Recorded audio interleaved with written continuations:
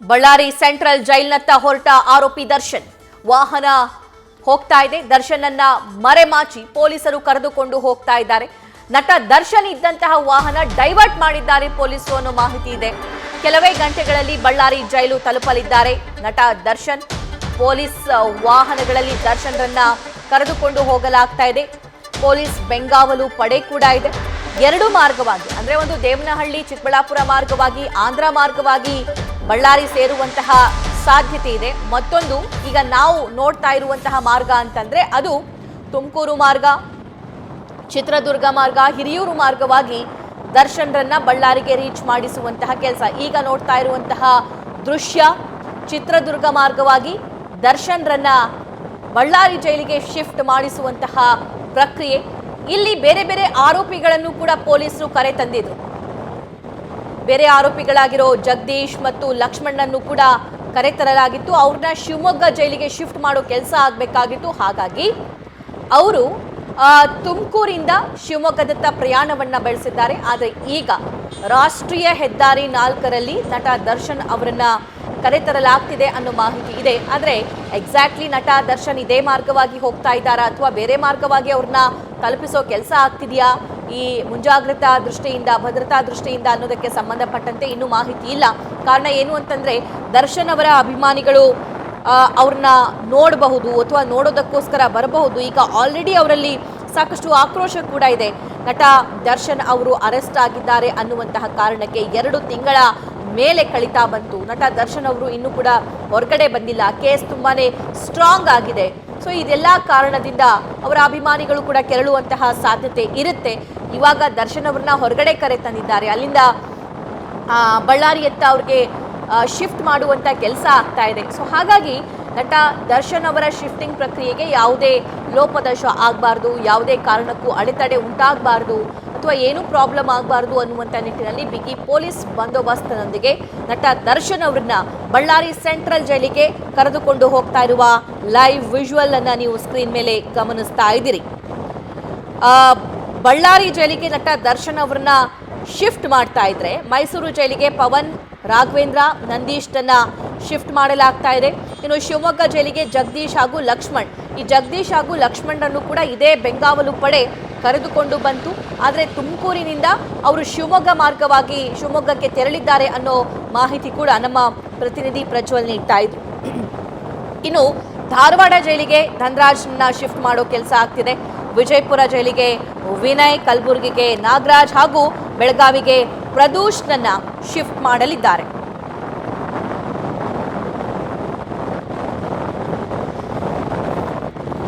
ರಾಷ್ಟ್ರೀಯ ಹೆದ್ದಾರಿ 4ರಲ್ಲಿ ಚಿತ್ರದುರ್ಗ ಮಾರ್ಗವಾಗಿ ಬಳ್ಳಾರಿಗೆ ದರ್ಶನ್ ಅವರನ್ನ ಕರೆದುಕೊಂಡು ಹೋಗ್ತಿದ್ದಾರೆ ಪೊಲೀಸರು ಅನ್ನೋ ಮಾಹಿತಿ ಇದೆ.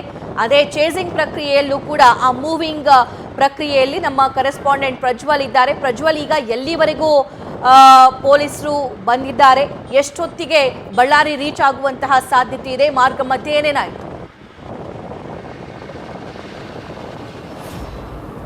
ಸಭಾ, ಈಗಾಗಲೇ ದರ್ಶನ್ ರವರನ್ನ ಪರಪನಾಗ್ರಹದಿಂದ ಬಳ್ಳಾರಿ ಜೈಲಿಗೆ ಶಿಫ್ಟ್ ಮಾಡುವಂತ ಒಂದು ಪ್ರಕ್ರಿಯೆ ಏನಿದೆ ಅದು ನಡೀತಾ ಇರುವಂತದ್ದು. ಪೊಲೀಸ್ ಈಗಾಗಲೇ ಸೂಕ್ತ ಭದ್ರತೆಯೊಂದಿಗೆ ಅವರನ್ನ ಕರೆದುಕೊಂಡು ಹೋಗುವಂತ ಒಂದು ಕೆಲಸವನ್ನು ಕೂಡ ಮಾಡ್ತಾ ಇದ್ದಾರೆ. ಆದ್ರೆ ಮಾಧ್ಯಮಗಳ ಕಣ್ಣು ತಪ್ಪಿಸಿ ಕರೆದುಕೊಂಡು ಹೋಗ್ತಾ ಇರುವಂತದ್ದು. ಕಾರಣ ಏನು ಅಂತ ಹೇಳಿದ್ರೆ ಈಗಾಗಲೇ 2 ವಾಹನಗಳ ಮುಖಾಂತರವಾಗಿ ತುಮಕೂರಿನ ಕಡೆಯಿಂದ 2 ವಾಹನಗಳು ಹೋಗ್ತಾ ಇದ್ರೆ, ಇನ್ನುಳಿದಂತೆ ಅಂದ್ರೆ ಚಿಕ್ಕಬಳ್ಳಾಪುರ, ದೇವನಹಳ್ಳಿ, ಅನಂತಪುರ ಮಾರ್ಗವಾಗಿಯೂ ಕೂಡ ಹೋಗ್ತಾ ಇದೆ. ಇನ್ನೊಂದು ವಾಹನ ಹೋಗ್ತಾ ಇದೆ ಅನ್ನುವಂಥ ಒಂದು ಮಾಹಿತಿ ಏನಿದೆ ಅದು ಕೂಡ ಲಭ್ಯವಾಗ್ತಾ ಇರುವಂಥದ್ದು. ಆದರೆ ಯಾವ ವಾಹನದಲ್ಲಿ ಕರೆದುಕೊಂಡು ಹೋಗ್ತಾ ಇದ್ದಾರೆ ಅನ್ನೋದ್ರ ಬಗ್ಗೆ ಇನ್ನೂ ಕೂಡ ಸ್ಪಷ್ಟವಾದಂಥ ಒಂದು ಮಾಹಿತಿ ಏನಿದೆ ಅದು ಲಭ್ಯವಾಗ್ತಿಲ್ಲ. ನಾವೀಗ ಚಿತ್ರದುರ್ಗ ಸಮೀಪ ಇದ್ದೇನೆ, ನೀವು ಇಲ್ಲಿ ಗಮನಿಸ್ತಾ ಇರಬಹುದು. ಈ ಒಂದು ವಾಹನ ಏನಿದೆ, ಈ 2 ವಾಹನಗಳು ಇಲ್ಲಿ ಹೋಗ್ತಾ ಇರೋದನ್ನ ಕೂಡ ನೀವು ಗಮನಿಸಬಹುದು. ಈ ಒಂದು ವಾಹನದಲ್ಲೂ ಕೂಡ ಇನ್ನೋರ್ವ ಆರೋಪಿಯನ್ನು ಕರೆದುಕೊಂಡು ಹೋಗ್ತಾ ಇದ್ದಾರೆ.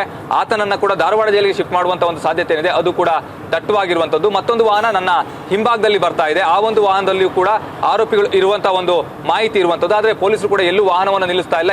ಮತ್ತೆ ಅದರ ಹಿಂಭಾಗದಲ್ಲಿ ಎಸಿಪಿ ಅವರ ನೇತೃತ್ವದಲ್ಲಿ ಎಸ್ಕಾರ್ಟ್ ಅನ್ನು ಕೊಡುವಂತಹ ಒಂದು ಕೆಲಸವನ್ನು ಕೂಡ ಮಾಡ್ತಾ ಇದ್ದಾರೆ. ಅಂದ್ರೆ ಈಗಾಗಲೇ ಚಿತ್ರದುರ್ಗದಿಂದ ಸಾಕಷ್ಟು ಮುಂದೆ ಈ ಒಂದು ವಾಹನಗಳು ಹೋಗ್ತಾ ಇರುವಂತದ್ದು. ಈ ಒಂದು ವಾಹನದಲ್ಲೂ ಕೂಡ ಆರೋಪಿಗಳು ಇದ್ದಾರೆ ಅನ್ನುವಂಥ ಒಂದು ಮಾಹಿತಿ ಏನಿದೆ ಅದು ಕೂಡ ಲಭ್ಯವಾಗ್ತಾ ಇರುವಂತದ್ದು. ಅಂದ್ರೆ ಇದರಲ್ಲಿ ದರ್ಶನ್ ರವರು ಇದ್ದಾರೆ ಅನ್ನೋದ್ರ ಬಗ್ಗೆ ಎಲ್ಲೂ ಕೂಡ ಸ್ಪಷ್ಟವಾದಂತಹ ಒಂದು ಮಾಹಿತಿಯನ್ನು ಪೊಲೀಸ್ ಇಲಾಖೆ ಇನ್ನೂ ಕೂಡ ಬಿಟ್ಟು ಕೊಡ್ತಾ ಇಲ್ಲ. ಕಾರಣ ಏನು ಅಂತ ಹೇಳಿದ್ರೆ ಒಟ್ಟು 2 ಕಡೆಯಲ್ಲಿ ಇವರನ್ನ ಕರೆದುಕೊಂಡು ಹೋಗುವಂತ ಒಂದು ಕೆಲಸವನ್ನ ಮಾಡ್ತಾ ಇದ್ದಾರೆ. ಯಾಕೆ ಅಂತ ಹೇಳಿದ್ರೆ ಒಂದು ಕಡೆ ಅಭಿಮಾನಿಗಳು ಮತ್ತೆ ರಸ್ತೆ ಮಧ್ಯದಲ್ಲಿ ಬರುವಂತಹ ಒಂದು ಸಾಧ್ಯತೆ ಇರೋದ್ರಿಂದಾಗಿ ಆ ರೀತಿ ಯಾವುದೇ ಕಾರಣಕ್ಕೂ ಕೂಡ ಸಮಸ್ಯೆ ಆಗಬಾರ್ದು ಅನ್ನುವಂಥ ಉದ್ದೇಶದಿಂದಾಗಿ ಈ ಒಂದು ಸೂಕ್ತ ಭದ್ರತೆಯನ್ನು ಕೈಗೊಂಡಿರುವಂತದ್ದು. ಯಾಕೆ ಅಂತ ಹೇಳಿದ್ರೆ ಇಲ್ಲಿ ಅಭಿಮಾನಿಗಳು ಈ ಹಿಂದೆ ಸಾಕಷ್ಟು ಬಾರಿ ಹೇಳ್ತಾ ಇದ್ರು, ಅಂದ್ರೆ ದರ್ಶನ್ ರವರು ಬಳ್ಳಾರಿಗೆ ಬರ್ತಾ ಇರೋದಕ್ಕೆ ನಾವು ಸ್ವಾಗತವನ್ನ ಮಾಡ್ತಾ ಇದ್ದೀವಿ ಅನ್ನುವಂತ ಒಂದು ಮಾತನ್ನ ಕೂಡ ಹೇಳ್ತಾ ಇದ್ರು. ಅದೇ ರೀತಿಯಲ್ಲಿ ಹಾಗಾದ್ರೆ ಏನಾದ್ರೂ ಅಹಿತಕರ ಘಟನೆಗಳು ನಡೆದ್ರೆ ಸಾಕಷ್ಟು ಸಮಸ್ಯೆ ಆಗುತ್ತೆ ಅನ್ನುವಂತ ಉದ್ದೇಶದಿಂದಾಗಿ ಡೈವರ್ಟ್ ಮಾಡಿರುವಂತಹ ಒಂದು ಸಾಧ್ಯತೆ ಇದೆ. ಅದು ಕೂಡ ದಟ್ಟವಾಗಿದೆ ಅಂತಾನೆ ಹೇಳ್ಬೋದು. ಸದ್ಯದ ಮಟ್ಟಿಗೆ 2 ವಾಹನಗಳು ಮಾತ್ರ ಬಳ್ಳಾರಿಯ ಒಂದು ಕಡೆಗೆ ಹೋಗ್ತಾ ಇದೆ. ಅದರಲ್ಲಿ ಪ್ರಮುಖವಾಗಿ ನಾವು ಗಮನಿಸ್ತಾ ಹೋದ್ರೆ ಅಂದ್ರೆ ಇಲ್ಲಿ ಒಂದು ವಾಹನ ಧಾರವಾಡಕ್ಕೆ ಹೋಗುತ್ತೆ ಅನ್ನುವಂತ ಮಾಹಿತಿ ಏನಿದೆ ಅದು ಖಚಿತವಾಗಿರುವಂತದ್ದು. ಆದ್ರೆ ಇನ್ನೊಂದು ವಾಹನ ಏನಿದೆ ಅದು ಬಳ್ಳಾರಿಗೆ ಹೋಗ್ತಾ ಇದೆ ಅನ್ನುವಂತ ಒಂದು ಮಾಹಿತಿ ಏನಿದೆ ಅದು ಕೂಡ ಲಭ್ಯವಾಗ್ತಾ ಇದೆ. ಅಂದ್ರೆ ಇಲ್ಲಿ ವೈಟ್ ಟಿಟಿ ಏನಿದೆ ಆ ಒಂದು ವೈಟ್ ಟಿಟಿಯಲ್ಲಿ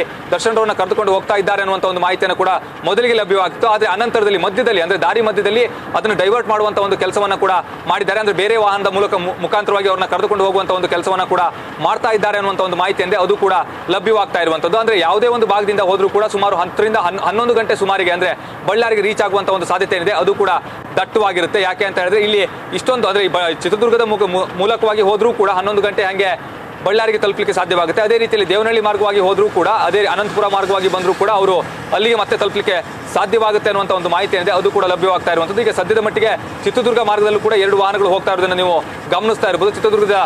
ಚಿತ್ರದುರ್ಗದಿಂದ ಸ್ವಲ್ಪ ಮುಂದೆ ಏನಿದೆ ಈಗಾಗಲೇ ನಾವು ತಲುಪಿರುವಂಥದ್ದು ಆ ವಾಹನಗಳು ಕೂಡ ಈಗಾಗಲೇ ಅಲ್ಲಿ ಹೋಗ್ತಾ ಇದೆ. ಈ ಒಂದು ಭಾಗದಲ್ಲಿ ಹಿಂಭಾಗದಲ್ಲಿ ACP ಅವರ ವಾಹನ ಏನಿದೆ ಅದು ಎಸ್ಕಾರ್ಟ್ ಅನ್ನ ಕೂಡ ಮಾಡ್ತಾ ಇರುವಂಥದ್ದು. ಅಂದ್ರೆ ಈಗಾಗಲೇ ಸಾಕಷ್ಟು ಭದ್ರತೆಯನ್ನು ಕೈಗೊಂಡಿರುವಂತಹ ಪೊಲೀಸರು ಇದ್ದಾರೆ. ಈ ಒಂದು ಮಾಹಿತಿ ಎಲ್ಲೂ ಕೂಡ ಸೋರಿಕೆ ಆಗದೆ ಇರುವಂತಹ ರೀತಿಯಲ್ಲಿ ಮುನ್ನೆಚ್ಚರಿಕೆಯನ್ನ ವಹಿಸ್ತಾ ಇರುವಂಥದ್ದು. ಕಾರಣ ಏನು ಅಂತ ಹೇಳಿದ್ರೆ ಅಂದ್ರೆ ದರ್ಶನ್ ರವರ ಅಭಿಮಾನಿಗಳು ಒಂದು ಕಡೆ, ಮತ್ತೊಂದು ಕಡೆಯಲ್ಲಿ ಬಳ್ಳಾರಿಯಲ್ಲೂ ಅಂದ್ರೆ ಬಳ್ಳಾರಿ ಸೆಂಟ್ರಲ್ ಜೈಲಿನ ಮುಂಭಾಗದಲ್ಲೂ ಕೂಡ ಸಾಕಷ್ಟು ಅಭಿಮಾನಿಗಳು ಜಮಾಯಿಸ್ತಾ ಇದ್ರು. ಆ ಒಂದು ನಿಟ್ಟಿನಲ್ಲಿ ಯಾವುದೇ ಕಾರಣಕ್ಕೂ ಕೂಡ ಎಲ್ಲೂ ಸಮಸ್ಯೆ ಆಗಬಾರ್ದು, ಅಂದ್ರೆ ಕಾನೂನು ಸುವ್ಯವಸ್ಥೆಗೆ ಸಮಸ್ಯೆ ಆಗಬಾರ್ದು ಅನ್ನುವಂಥ ಉದ್ದೇಶದಿಂದಾಗಿ ಈ ರೀತಿಯ ಒಂದು ಕ್ರಮವನ್ನು ಕೈಗೊಂಡಿದ್ದಾರೆ ಅನ್ನುವಂಥ ಒಂದು ವಿಚಾರ ಏನಿದೆ ಅದು ಈಗ ಸದ್ಯದ ಮಟ್ಟಿಗೆ ತಿಳಿದು ಬರ್ತಾ ಇರುವಂಥದ್ದು. ಆದರೆ ವಾಹನಗಳು ಮಾತ್ರ ಒಂದು ಚಿತ್ರದುರ್ಗ ರಸ್ತೆಯಿಂದ ಬಳ್ಳಾರಿ ಕಡೆಗೆ ಹೋಗ್ತಾ ಇರುವಂಥ 2 ವಾಹನಗಳು ಅದೇ ರೀತಿಯಲ್ಲಿ ಮೂವಿಂಗ್ ಆಗ್ತಾನೆ ಇದೆ. ಎಲ್ಲೂ ಕೂಡ ನಿಲ್ಲಿಸುವಂತ ಒಂದು ಕೆಲಸವನ್ನ ಮಾಡ್ತಾ ಇಲ್ಲ. ಪ್ರತಿಯೊಂದು ಭಾಗದಲ್ಲಿ ಅಂದ್ರೆ ಯಾವುದೇ ಕಡೆಯಲ್ಲೂ ಕೂಡ ಅವರಿಗೆ ಸಮಸ್ಯೆ ಆಗದೆ ಇರುವಂತಹ ರೀತಿಯಲ್ಲಿ ಎಸ್ಕಾರ್ಟ್ ಅನ್ನು ಮಾಡ್ಕೊಂಡೇ ಹೋಗ್ತಾ ಇದ್ದಾರೆ.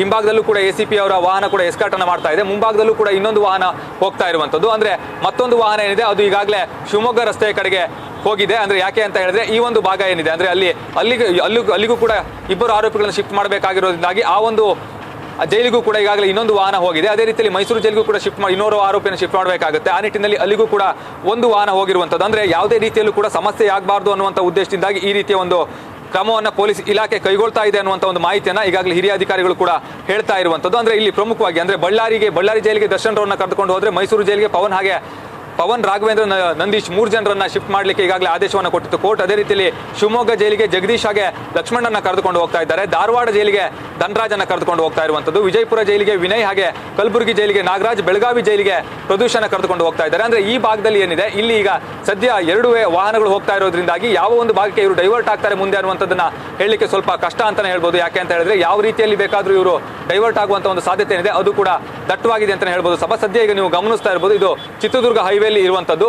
ಈಗಾಗಲೇ 2 ವಾಹನಗಳು ನಮ್ಮ ಮುಂಭಾಗದಲ್ಲಿ ಹೋಗ್ತಾ ಇದೆ. ಅದನ್ನು ನೀವು ನಮ್ಮ ಕ್ಯಾಮರಾಮನ್ ಚಂದ್ರೇಶ್ ಕೂಡ ತೋರಿಸ್ತಾ ಇದ್ದಾರೆ. ಈ ಒಂದು 2 ವಾಹನದಲ್ಲಿ ಆರೋಪಿಗಳು ಇದ್ದಾರೆ ಅನ್ನುವಂತ ಒಂದು ಮಾಹಿತಿ ಇದೆ ಅದು ಮಾತ್ರ ಸ್ಪಷ್ಟ. ಆದ್ರೆ ಇದರಲ್ಲಿ ದರ್ಶನ್ ರವರು ಇದ್ದಾರೆ ಅನ್ನುವಂತ ಒಂದು ಮಾಹಿತಿಯನ್ನು ಮಾತ್ರ ಇಲಾಖೆ ಬಿಟ್ಟು ಕೊಡ್ತಾ ಇಲ್ಲ. ಯಾಕೆ ಅಂತ ಹೇಳಿದ್ರೆ 2 ಮಾರ್ಗವಾಗಿ ಅವರು ಕರೆದುಕೊಂಡು ಹೋಗ್ಲಿಕ್ಕೆ ಪ್ಲಾನ್ ಮಾಡಿದ್ರು. ಮೊದಲಿಗೆ ಈ ಒಂದು ವಾಹನದಲ್ಲಿ ಇದ್ರು ಅನ್ನುವಂತ ಒಂದು ಮಾಹಿತಿಯನ್ನ ನೀಡ್ತಾ ಇದ್ರು. ಆದ್ರೆ ಅನಂತರದಲ್ಲಿ ಮಧ್ಯದಲ್ಲಿ ಡೈವರ್ಟ್ ಮಾಡುವಂತ ಒಂದು ಕೆಲಸವನ್ನ ಕೂಡ ಮಾಡಿರುವಂತದ್ದು ಸಭಾ.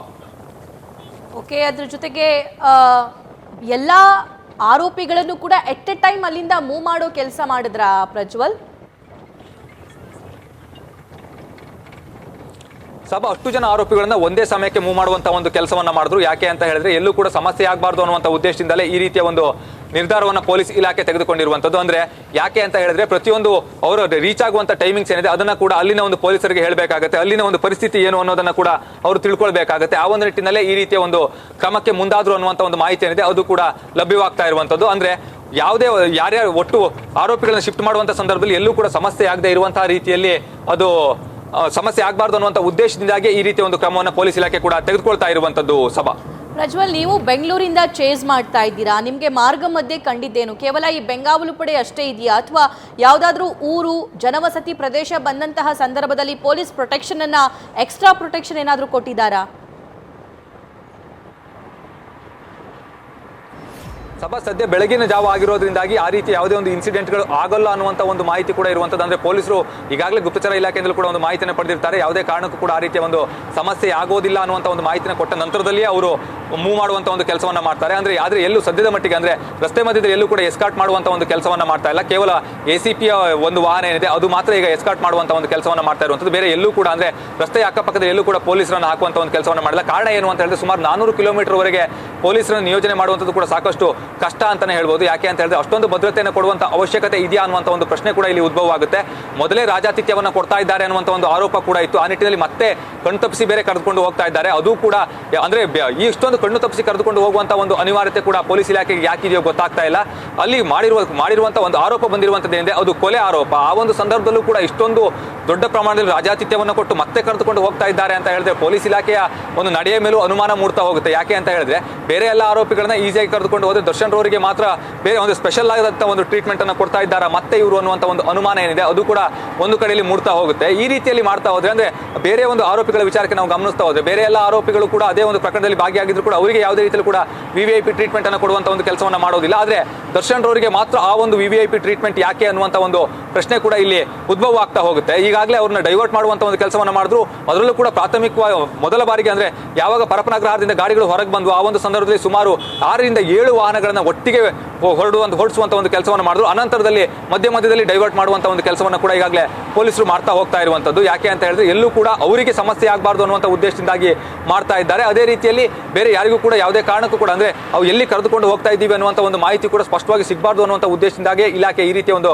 ಕ್ರಮಕ್ಕೆ ಮುಂದಾಗಿದೆ ಅನ್ನುವಂಥ ಒಂದು ವಿಚಾರ ಇದೆ ಅದು ಕೂಡ ಗೊತ್ತಾಗ್ತಾ ಇರುವಂತದ್ದು. ಸಭಾ ವೆಲ್ ಪ್ರಜ್ವಲ್, ಥ್ಯಾಂಕ್ ಯು ಡೀಟೇಲ್ಸ್ಗಾಗಿ.